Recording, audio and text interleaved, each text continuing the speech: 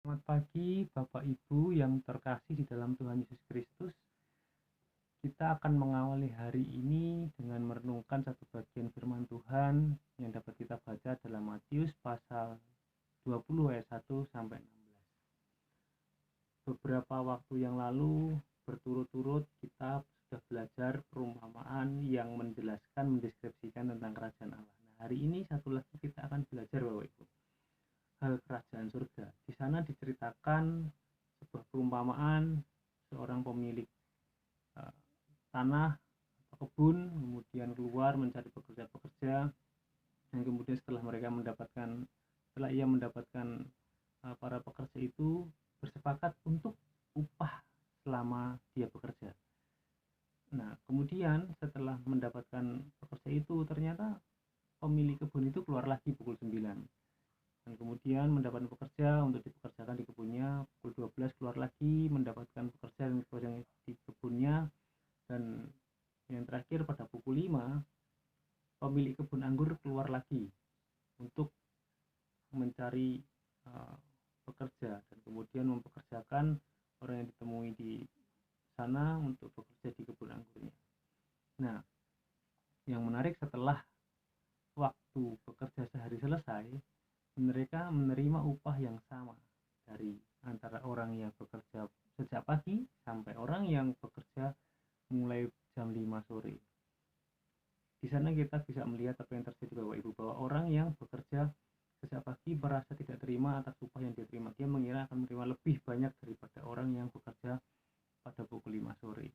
Nah, ini penggambaran bahwa hal kerajaan surga itu berisi tentang kemurahan Allah, kemurahan hati Tuhan yang diberikan kepada kita manusia. Yang menarik adalah pada ayat ke-15, ketika Tuhan Yesus menjawab orang-orang yang tidak setuju atas upah yang diberikan kepadanya, dia berkata, "Tidakkah aku bebas mempergunakan milikku menurut kehendak hatiku?" Nah, ini kita bisa melihat hati yang bagaimana. Kemudian dikatakan, "Atau iri hatikah engkau karena aku murah hati?" Ternyata berisi tentang kemurahan hati Tuhan kepada setiap kita yang percaya kepadanya. Ini yang menjadi persoalan adalah bahkan di dalam kehidupan orang percaya sendiri, banyak orang yang belum siap menerima tentang kemurahan hati Allah.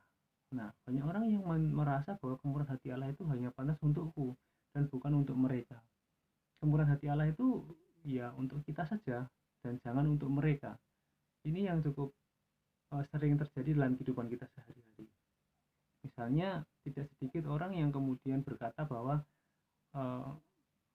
sebuah pembalasan itu hanya Tuhan, tetapi dibaliknya gitu kan ya. Orang yang berbuat jahat, nah, seseorang itu berharap bahwa orang yang berbuat jahat itu menerima pembalasan setimpal dengan kejahatannya. Nah, kalau seandainya sudah menyerahkan bahwa pembalasan adalah hanya Tuhan, nah, barangkali orang yang berbuat itu menerima kemurahan Tuhan dan kemudian setelah merasakan anugerah Tuhan, ia kemudian bertobat dan kemudian hidup benar di hadapan Tuhan. Nah, bukankah itu sebuah kemurahan Tuhan? Dan kemudian kita melihat ciri-ciri orang yang tidak terima tentang kemurahan Tuhan itu digambarkan dalam perumpamaan ini, bahwa yang sering terjadi bahwa mereka itu mementingkan diri sendiri, tidak menghargai tuannya, tidak menghargai sesamanya. Nah, itu yang terjadi, Bapak Ibu.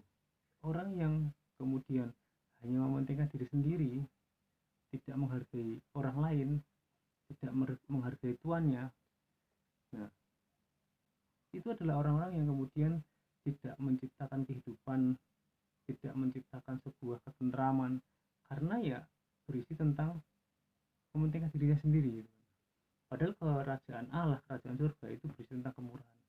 Nah, orang yang menghargai kemurahan Tuhan, ia kemudian akan merasa bahwa hidup ini sungguh berharga.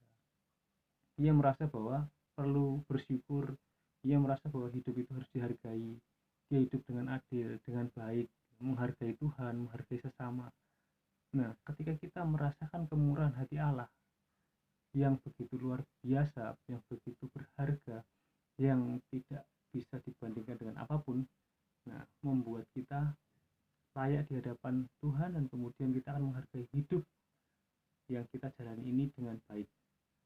Bapak Ibu, baiklah dalam hari-hari kita merasakan bahwa kita adalah orang-orang yang telah menerima anugerah Tuhan, bahwa kita hidup di bawah anugerah Tuhan, sehingga kita boleh hidup sebagaimana Tuhan yang murah hati.